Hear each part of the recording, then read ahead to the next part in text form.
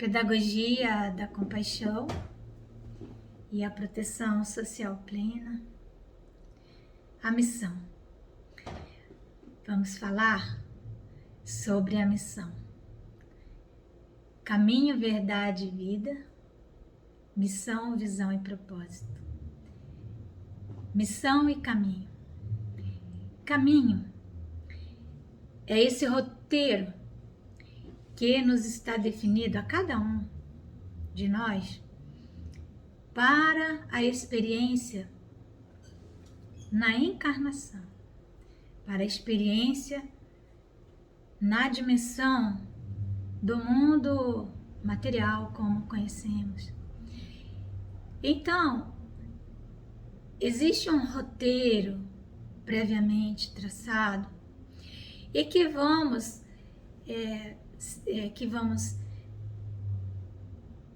trabalhando sobre ele, vivenciando experiências que nos vão capacitando uma a uma para tomarmos cada vez mais decisões compatíveis com a nossa presença em determinado cenário. A vida vai então nos capacitando dia a dia. E existem momentos que nós chamamos de maior relevância na nossa vida. Então a vida nos capacita. Nesse processo é um processo de ensino-aprendizagem em que nós cometemos equívocos, em que nós erramos e caímos e levantamos. Mas há um momento em que a vida considera que estamos capacitados para algo. E então temos que dar a resposta adequada. São momentos relevantes na nossa vida, em que temos que dizer sim ou não. Mas há um momento que ele é um momento culminante na nossa experiência, que traz para nós possibilidade de realizarmos algo que nos colocará numa outra faixa evolutiva, nos possibilitará subir um degrau quando realizamos essa tarefa. Então é aquele momento de culminância, culminante, assim como as montanhas, elas são avaliadas pelo seu ponto culminante e não pelos seus vales. Seremos nós então avaliados por aquelas realizações que fizermos, que signifiquem as realizações mais que nos exigiram maior capacidade de avaliação de cenário, de visão de futuro, de entendimento do nosso papel e de escolha correta. Então, quando a vida considera que já nos capacitou adequadamente, ela nos coloca diante de uma situação para que façamos a escolha. E isso é a nossa missão. Então, nós temos nós temos esse roteiro que nós vamos seguindo durante a encarnação, vamos nos capacitando até que cheguemos no nosso ponto culminante. Nós podemos estacionar logo de saída, ficarmos paralisados em etapas intermediárias, sem dar as respostas adequadas nas etapas que nos estarão capacitando para chegarmos àquela culminância encarnatória. Não é? Então nós vamos ter um exemplo desse momento culminante em uma encarnação com Pilatos. Pilatos está à frente com Jesus. Imaginemos essa cena. Estar diante de um ser angélico. E Pilatos tinha algo a fazer ali. Lembrando que Pilatos era a única pessoa que poderia modificar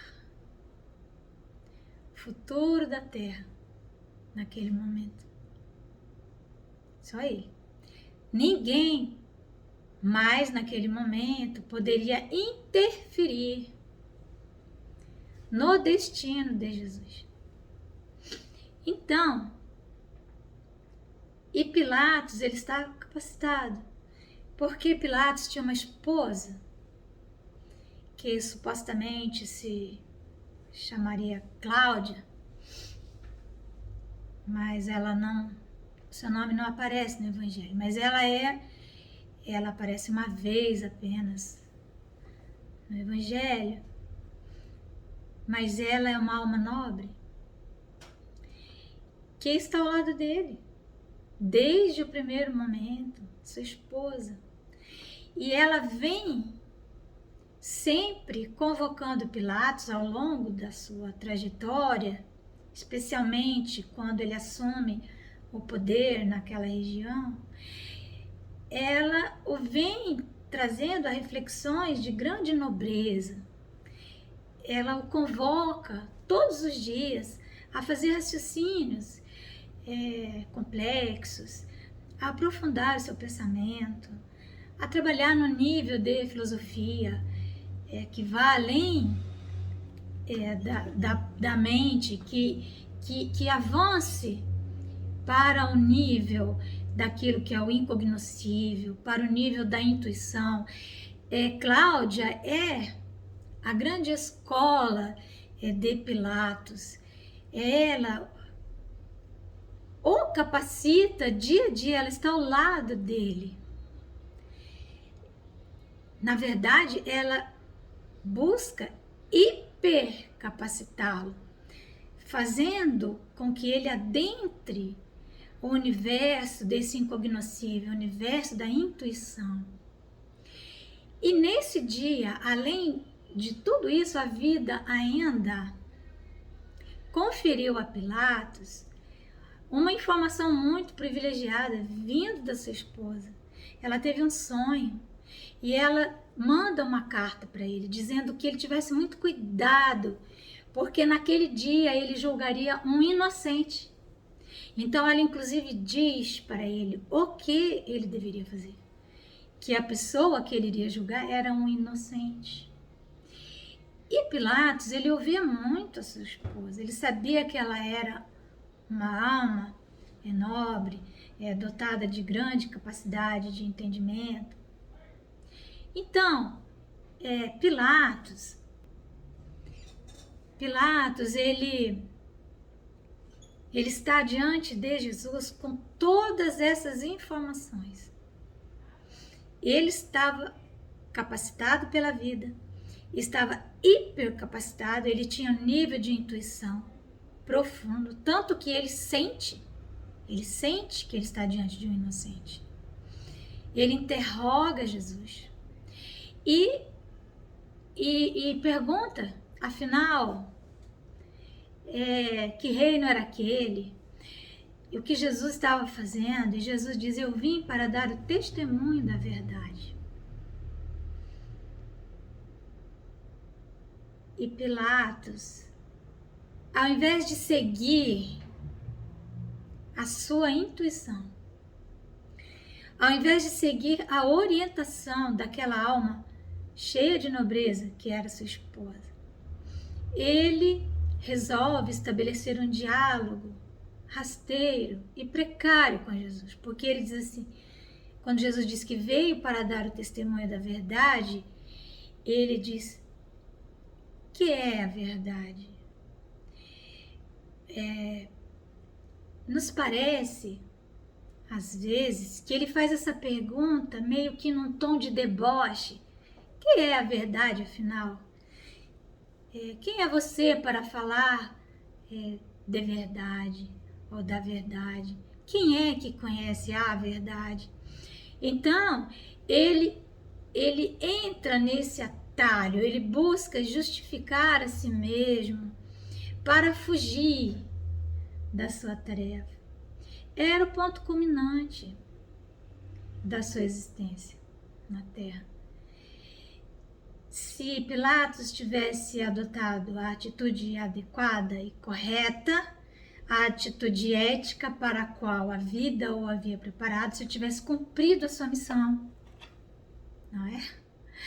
Se ele tivesse realizado corretamente durante a sua jornada, se ele tivesse ultrapassado as etapas intermediárias de forma correta, dentro de uma ética que ele poderia ter trilhado, e nós sabemos que ele não agiu dessa maneira, ele se tornou uma pessoa corrupta.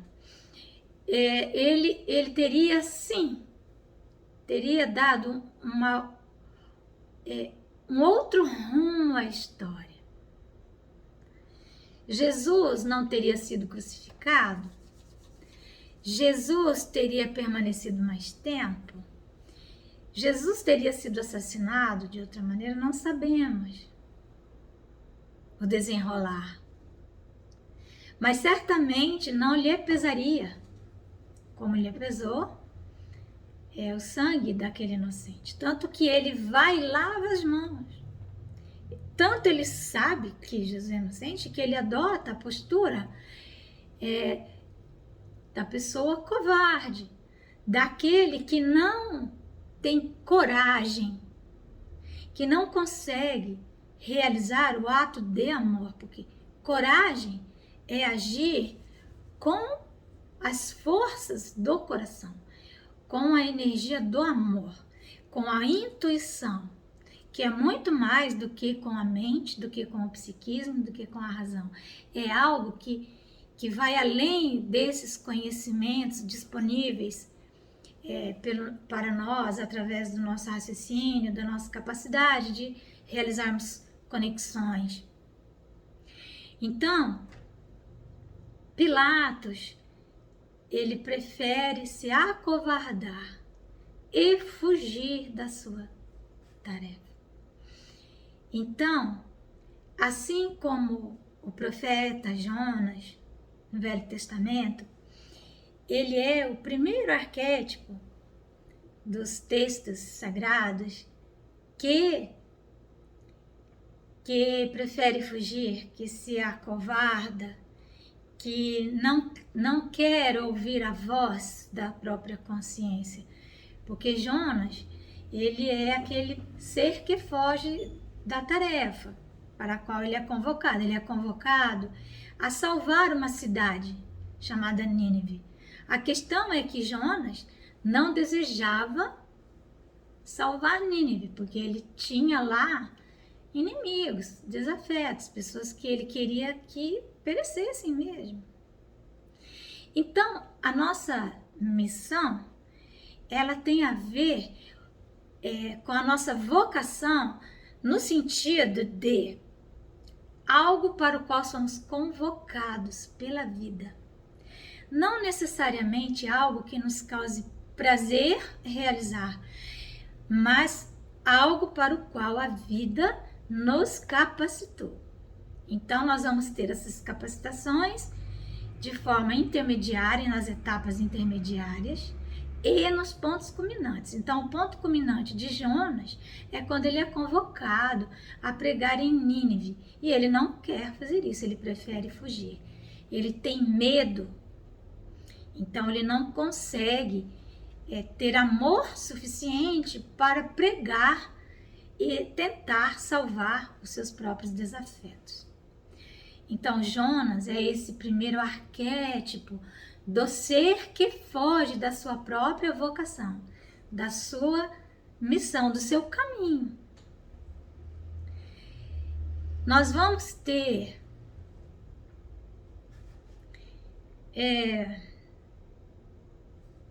em Judas e em Pedro esses personagens que fazem esse segundo arquétipo também da fuga. Porque Judas, ele pode, há um momento em que Judas poderia não ter entregado Jesus, né? A história de Judas é uma história de uma pessoa sofrida, enfim. Jesus o conhecia profundamente, mas na ceia, Jesus lava os pés de todos os apóstolos e lava os pés de Judas também. Nesse momento, Jesus estabelece com Judas uma relação de profunda simetria. Mas Judas está muito incomodado. Ele não consegue compreender o gesto daquele ser angélico. Ele também não consegue compreender. E Jesus percebe que Jonas, já dentro de si mesmo, já disse sim ao mal. Porque Santo Agostinho, há uma frase atribuída a ele, que é a seguinte: uma vez dado o consentimento, por ignorância ou por fraqueza, o mal está feito. Então, Santo Agostinho fala isso dentro de um contexto próprio, pessoal, mas a frase é de profunda relevância. Então, Judas tinha consentido já dentro de si mesmo, por ignorância ou por fraqueza. No caso, por fraqueza.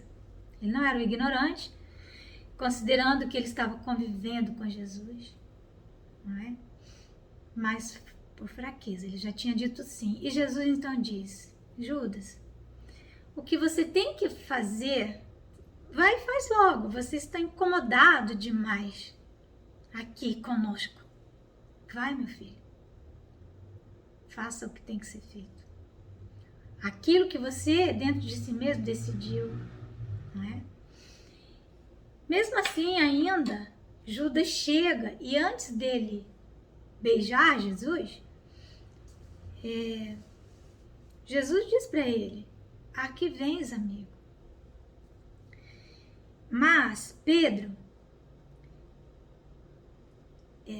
também é advertido por Jesus de que ele falharia. Porque Pedro, nesse interregno, Judas sai e Jesus então fala de tudo que o aguardava, e Pedro então diz que estaria com Jesus até os minutos finais, que não o abandonaria, e Jesus diz: ah, Pedro, antes que o galo cante, você me negará 3 vezes. Porque Jesus tinha visão de futuro. Jesus tinha visão da personalidade de Pedro, uma alma atormentada, obsediada, sombria, cheia de temor, e que ele não iria suportar as pressões que viriam. Então, a verdade é essa visão. Então, Jesus era a verdade, porque Jesus é o sol que tudo ilumina. Então, Jesus diz: antes que o galo cante, você me negará 3 vezes. Então, Judas e Pedro são esse segundo arquétipo que nos aparece daquele que foge da sua própria tarefa, da sua própria missão. Porque se Pedro tivesse dito: não, eu realmente estava ao lado dele, eu estava com Jesus, Pedro teria modificado a sua história. Como? Nós não sabemos como. Nós não sabemos se ele morreria junto com Jesus, se ele não morreria. Não temos a menor ideia. Mas certamente, para si mesmo, Pedro não teria trazido essa dor da covardia, da traição. Então, aquele que foge, porque qual era a resposta que Pedro deveria dar? A resposta da verdade. não é? Então, nós vamos ver em Pôncio Pilatos o terceiro arquétipo, daquele que, podendo realizar algo, foge da missão e faz uma opção pelo mal, não é? Porque, imaginemos, Pilatos estava diante do amor e da verdade, mas ele não consegue girar a chave na porta correta. E aí ele ficou no mundo das reflexões. Ele não conseguiu adentrar a porta da intuição, a porta do amor. Ele ficou nas reflexões da filosofia precária e humana. Que é a verdade? Que é a verdade? Né? Então, é bastante provável que Pilatos, após ter feito por fraqueza, né? Não por ignorância, né? Ele deu o consentimento para o mal. Uma vez dado o consentimento, por ignorância ou por fraqueza, o mal está feito. Então, o mal já estava feito dentro dele. Ele haveria de responder pelas consequências, porque ele chama Barrabás, ele tenta jogar a sua missão, a missão que era só dele, o poder que ele tinha, para a turba, para as pessoas que ali estavam reunidas e que eram, em verdade, correligionários Barrabás, e que haviam sido convocados pelos seus amigos para escolherem Barrabás. Então, ao invés dele, Pilatos, realizar a tarefa, ele delega a decisão para pessoas que não estavam capacitadas pela vida para fazer aquilo. Ele delega a sua competência, só que essa competência ela é indelegável. Às vezes estamos diante, sempre eu falo isso, de uma formiguinha que está passando por nós. E nós temos um poder de vida e morte sobre ela, não é? Mas às vezes não é uma formiguinha. Então nós temos que meditar em todas as vezes que a vida nos convoque. Logo quando nos levantemos de manhã. A prece. A prece, ela tem esse poder de nos habilitar para fazermos as conexões, porque a prece ela está vinculada ali com a razão, com a nossa fé, ela dá uma potência maior à nossa capacidade de ver, de enxergar. Então a missão, ela significa realização indelegável, não é? Realização indelegável. O nosso caminho. E vamos pensar que as realizações da nova era são realizações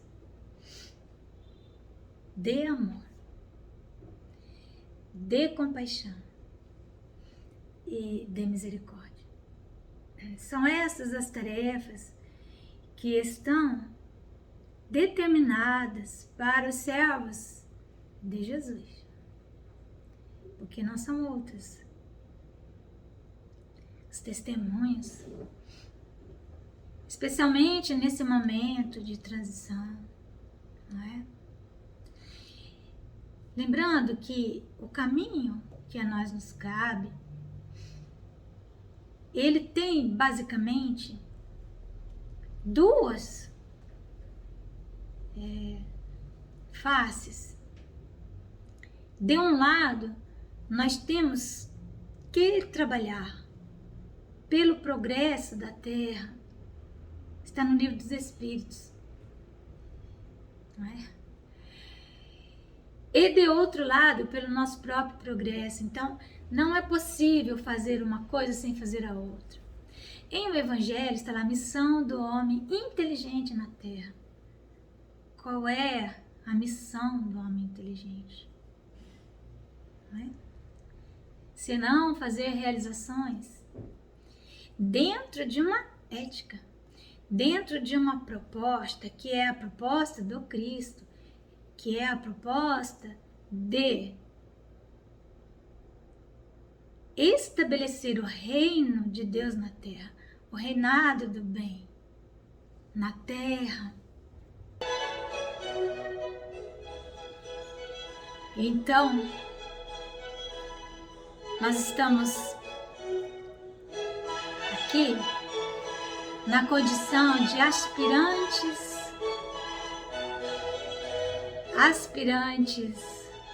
espirituais, aspirantes ao discipulado, aspirantes a servos. Possamos ser servos fiéis, considerando que somos trabalhadores da última hora, não é? Então vamos continuar mergulhando nessa pedagogia da compaixão. Que Jesus nos abençoe.